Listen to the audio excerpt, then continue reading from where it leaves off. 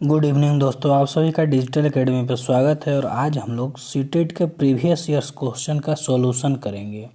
तो निम्नलिखित में से कौन सा शिक्षक की भूमिका का सबसे अच्छा वर्णन करता है? तो आराम के लिए जगह बनाना, जहां बच्चे संवाद और पूछताछ के माध्यम से सीखते हैं।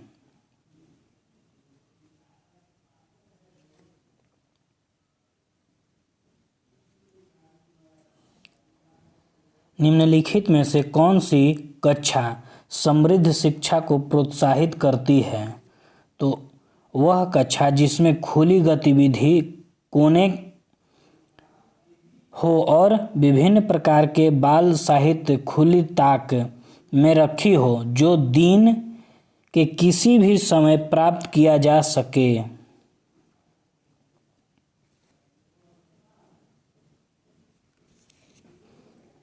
निम्नलिखित में से कौन सा कक्षा में पाठ्य पुस्तकों की भूमिका का सबसे अच्छा वर्णन करता है? तो वे कक्षा में उपलब्ध संसाधन और संदर्भ सामग्री में से एक है।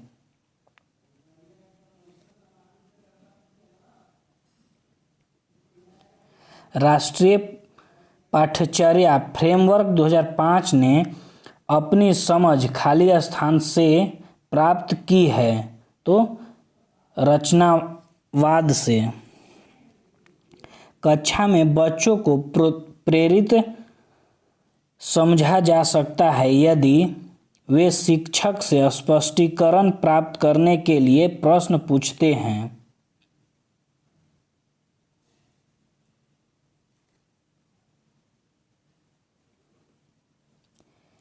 निम्नलिखित में से कौन सा बच्चों में अधिगम में सुधार करने के लिए सबसे अधिक उपयुक्त है? तो शिक्षकों को वास्तविक जीवन स्थिति पर बच्चों को एक दूसरे के साथ बातचीत करने में मदद करनी चाहिए।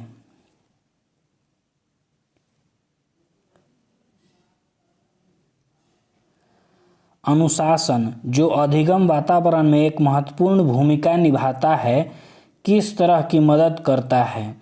तो बच्चों को अपनी शिक्षा को विनियमित और मॉनिटर करने के लिए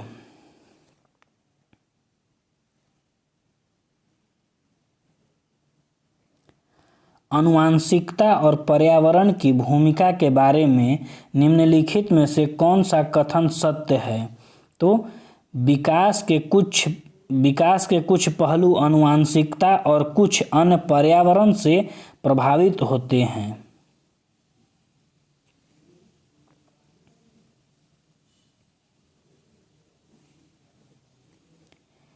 निम्नलिखित में से कौन सा कथन पियाजे के सिद्धांत के अनुसार कहा नहीं जा सकता? तो निरंतर अभ्यास से अधिगम होता है।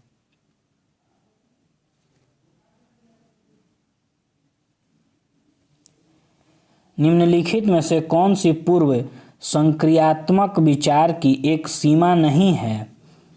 तो प्रतीकात्मक विचार का विकास।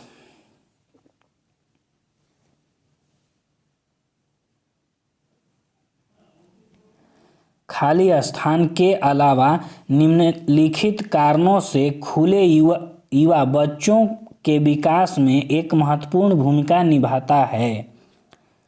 तो यह समय बिताने का एक सुखद तरीका।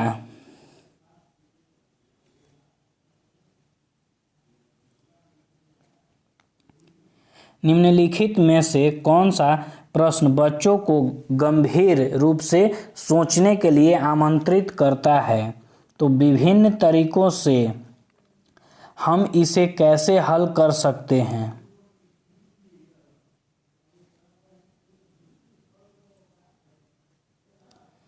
निम्नलिखित में से कौन सा विकल्प प्रगतिशील शिक्षा का सबसे अच्छा वर्णन करता है? तो करके सीखना, परियोजना विधि, सहयोग से सीखना।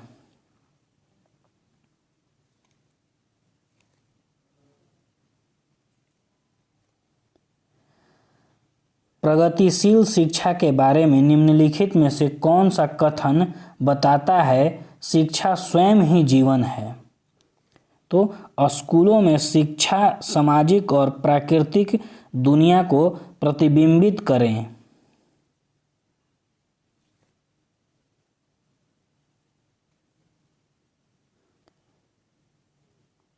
कोहलबर्ग के सिद्धांत के योगदान के रूप में निम्नलिखित में से किसे माना जा सकता है?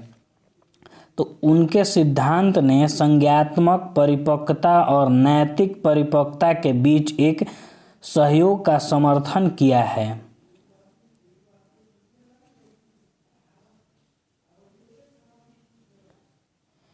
निकटवर्ती विकास का क्षेत्र संदर्भित करता है एक संदर्भ को जिसमें बच्चे सहयोग के सही स्तर के साथ कोई कार्य लगभग स्वयं कर सकते हैं।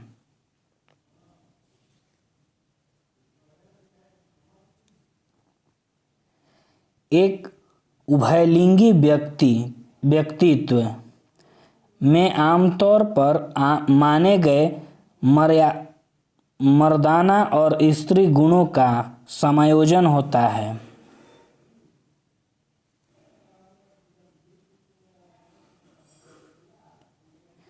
बच्चे खाली स्थान को छोड़कर अन्य सभी द्वारा लिंग भूमिकाएं ग्रहण करते हैं। तो ट्यूशन मानकीकृत परीक्षणों की आलोचनाओं में से एक यह है कि वे मुख्य रूप से मुख्यधारा की संस्कृति का प्रतिनिधित्व करते हैं और इसीलिए पक्षपाती हैं।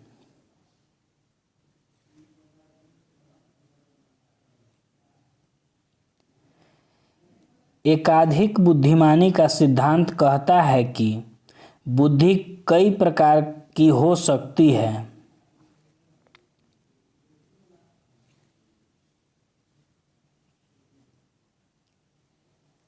शिक्षक सीखने के लिए मूल्यांकन और सिखाने के लिए मूल्यांकन दोनों का उपयोग कर सकते हैं। तो बच्चों की प्रगति और उपलब्धि स्तर को जानने के लिए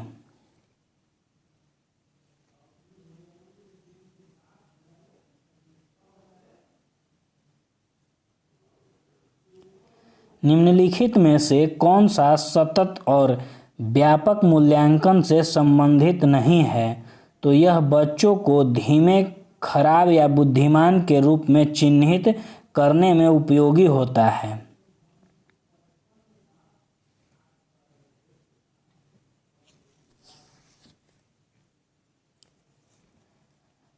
बच्चों में प्रतिभाशालीता खाली स्थान के कारण हो सकती है। तो आनुवंशिकता और वातावरण के बीच एक अंतःक्रिया के कारण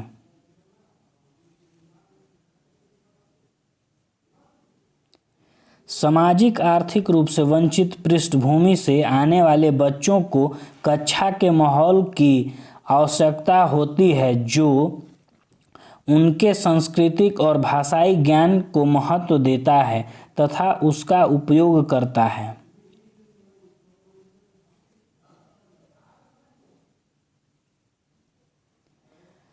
कक्षा में सृजनात्मक और प्रतिभाशाली बच्चों के लिए आवश्यक हस्तक्षेप निर्भर करता है। तो शिक्षक द्वारा अनुकूलित और प्रेरक निर्देशन तरीकों के उपयोग पर।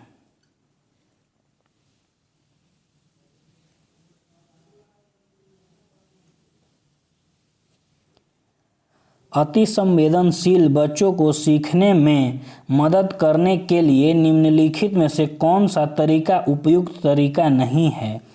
तो बेचैन होने पर अक्सर उन्हें फटकार लगाना। बेचैन होने पर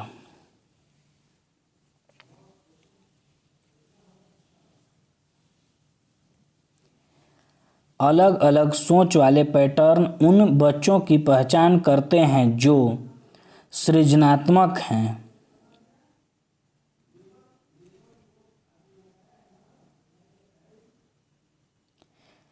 निम्नलिखित में से कौन सा शिक्षक कक्षा में बच्चों के लिए समस्या हल करने के तरीके का वर्णन नहीं कर सकता?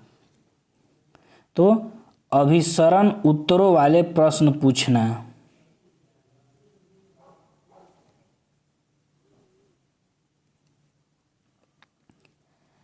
निम्नलिखित में से कौन सा एक संवेग है? तो डर।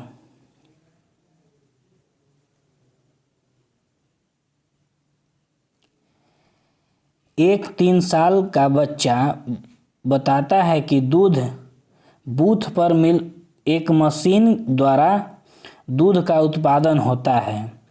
बच्चे का जवाब दूध बूथ पर दूध खरीदने के अपने अनुभव पर आधारित है।